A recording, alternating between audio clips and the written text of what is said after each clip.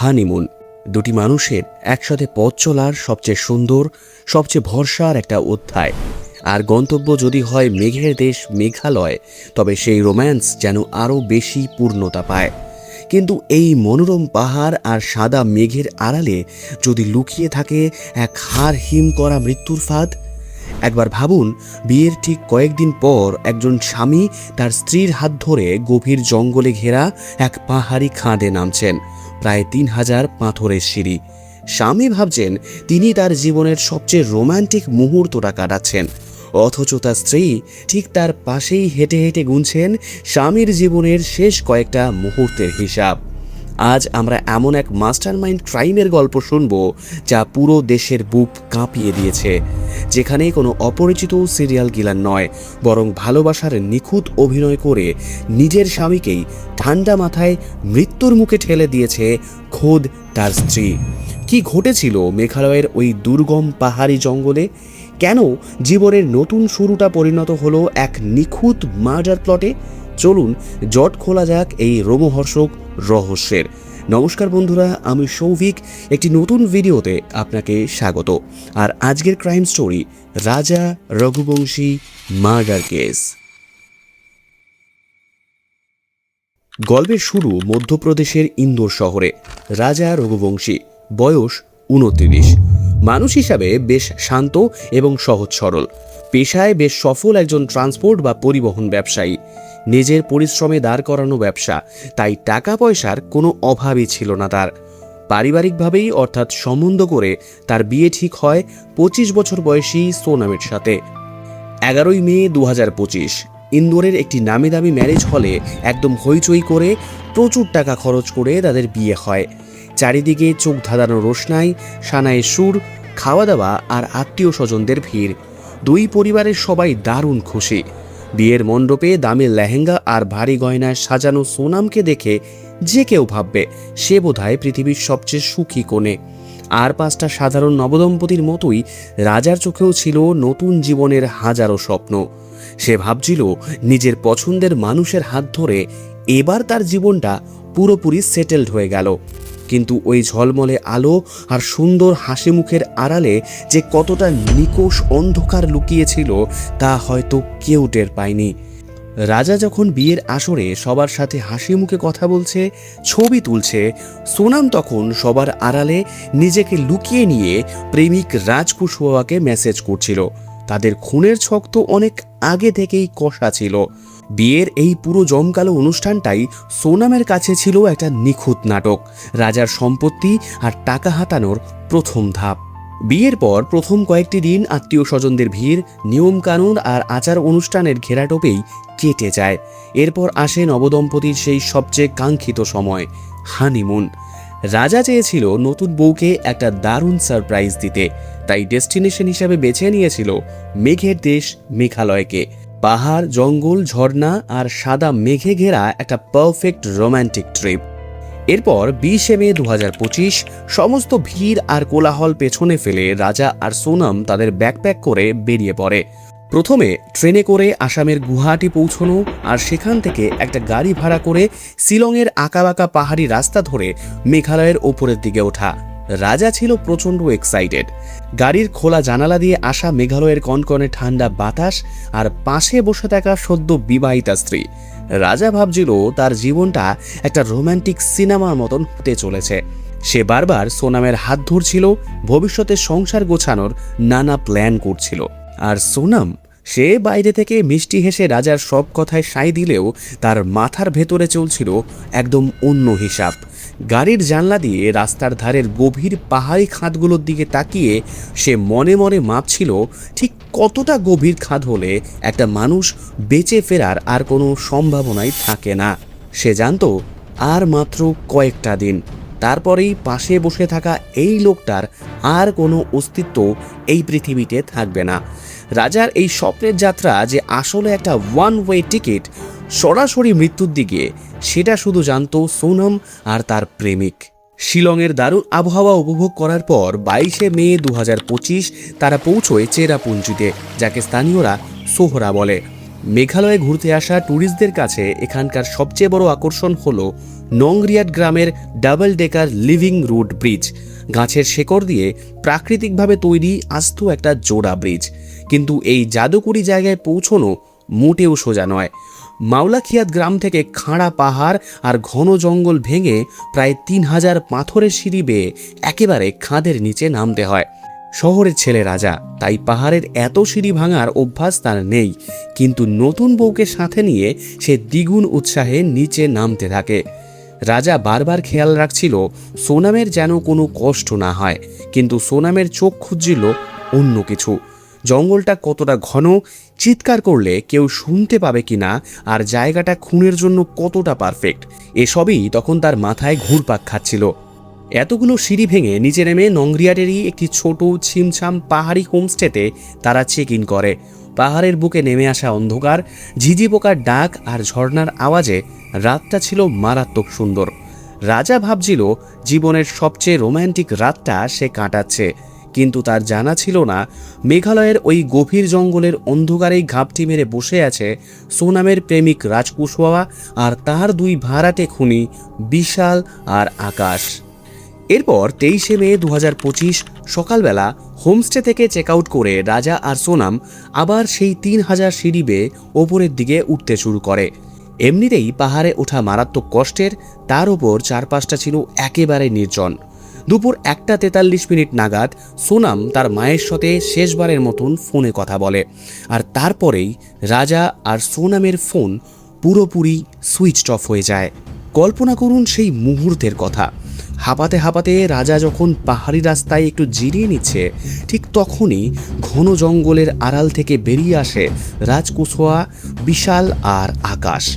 রাজার কাছে এরা প্রত্যেকেই ছিল অচেনা, তাই রাজা ভেবেছিল এরা ডাকাতের দল, হয়তো পয়সা ছিনতাই করতে এসেছে। সে সোনামকে বাঁচানোর চেষ্টাও করছিল, কিন্তু তার পায়ের তলা থেকে মাটি তখন সরে যায় যখন সে দেখে তার সদ্য বিবাহিতা স্ত্রী, যাকে সে নিজের জীবনের চেয়েও বেশি ভালোবাসতে শুরু করেছে, সে ওই ডাকাতদের সাথে গিয়ে হাত মেলাচ্ছে। রাজা কিছু বুঝে ওঠার আগেই পেছন থেকে তার মাথায় ধারালো অস্ত্র দিয়ে সজোরে কোপ বসায় খুনিরা। একবার নয়, পরপর 2 বার। রক্তে ভেসে যায় মেঘালয়ের ওই পবিত্র মাটি। রাজার নিথর দেহটা তারা টেনে নিয়ে গিয়ে ছুঁড়ে ফেলে ওয়েই সডং ফলসের নিচের এক গভীর দুর্গম খাদে। প্ল্যান মাফিক কাজ শেষ। এবার সোনামকে নিয়ে রাজের পালানোর পালা। পরদিন অর্থাৎ 24শে মে 2025 শিলং সোহরা রোডের একটি ছোট ক্যাফের পাশে রাজা আর সোনামের ভাড়ায় নেওয়া স্কুটারটা স্টার্ট বন্ধ অবস্থায় দাঁড়িয়ে থাকতে দেখে স্থানীয় লোকজনদের সন্দেহ হয়। খবর যায় পুলিশের কাছে। ওদিকে ইন্দোরের রাজার পরিবারও বারবার ফোন করে কাউকে না পেয়ে আতঙ্কিত হয়ে পড়ে। খোঁজাখুঁজি শুরু হয়। মেঘালয়ের দুর্গম পাহাড়ে শুরু হয় এক বিশাল তল্লাশি অভিযান, কিন্তু পাহাড়ের এত গভীর খাদে একটা মানুষকে খুঁজে পাওয়া মানে খড়ের গাদায় সূচ খোঁজার মতোই কঠিন। এরপর 2রা জুন 2025 অর্থাৎ নিখোঁজ হওয়ার ঠিক 10 দিন পর ন্যাশনাল ডিজাস্টার রেসপন্স ফোর্স বা NDRF ময়দানে নামে। তারা জঙ্গল আর খাদের গভীরে ড্রোন ক্যামেরা পাঠায়। তল্লাশি চলতে চলতেই ওয়েই সডং ফলসের নিচে একটা মারাত্মক গভীর খাদে ড্রোনের ক্যামেরায় ধরা পড়ে একটা পচনশীল বডি। দড়ি আর ট্রেকিং গিয়ারে বেঁধে অনেক কষ্টে সেই বডি উপরে তুলে আনা হয়। 10 দিনে বডির অবস্থা এমন হয়েছিল যে চেহারা দেখে চেনা প্রায় অসম্ভব। খবর পেয়ে ইন্দোর থেকে রাজার ভাই বিপিন ছুটে এসেছিল। বডির ডান হাতের কবজিতে থাকা চেনা ট্যাটু দেখে সে কান্নায় ভেঙে পড়ে। নিশ্চিত করে হ্যাঁ, ওটা তার দাদা রাজা রঘুবংশীরই বডি। সবাই যখন ধরেই নিয়েছে যে পা পিছলে খাদে পড়ে গিয়েই এই মর্মান্তিক দুর্ঘটনা ঘটেছে, ঠিক তখনই পোস্টমর্টমের রিপোর্টগুলো পুরো গল্পের মোড় ঘুরিয়ে দেয়। রিপোর্টে পরিষ্কার লেখা, রাজার মাথায় ধারালো অস্ত্রের 2টি গভীর কোপের দাগ রয়েছে। তার মানে এটা পাহাড় থেকে পড়ে যাওয়ার কোনো দুর্ঘটনা নয়, এটা একটা ঠান্ডা মাথার খুন। কিন্তু প্রশ্ন হলো, সোনাম কোথায়? সে কি তবে ওই খুনিদের হাত থেকে বাঁচার জন্য জঙ্গলে কোথাও লুকিয়ে আছে, নাকি তাকেও মেরে অন্য কোনো খাদে ফেলে দেওয়া হয়েছে? মেঘালয়ের পুলিশের মাথায় তখন ঘুরপাক খাচ্ছে এরকম হাজারো প্রশ্ন। মেঘালয় পুলিশ যখন হন্যে হয়ে খুঁজছে খুনিদের, আর ইন্দোরে রাজার পরিবার ভাবছে সোনাম হয়তো খুন হয়ে গেছে বা তাকেও অপহরণ করা হয়েছে, ঠিক তখনই পুরো গল্পে আসে একটা বিশাল বড় টুইস্ট। নিখোঁজ হওয়ার প্রায় 16 দিন পর 8ই জুন উত্তরপ্রদেশের গাজীপুর জেলায় একটি পুলিশ স্টেশনে গিয়ে নিজেই আত্মসমর্পণ করে সোনাম। সোনামকে জীবিত দেখে সবাই যতটা অবাক হয়েছিল, তার চেয়েও 1000 গুণ বেশি অবাক হয়েছিল পুলিশের জেরায় তার মুখের কথাগুলো শুনে। মেঘালয় পুলিশের সামনে বসে কোনো রকম অনুশোচনা ছাড়াই সোনাম স্বীকার করে, হ্যাঁ, সেই এই খুনের মাস্টার মাইন্ড।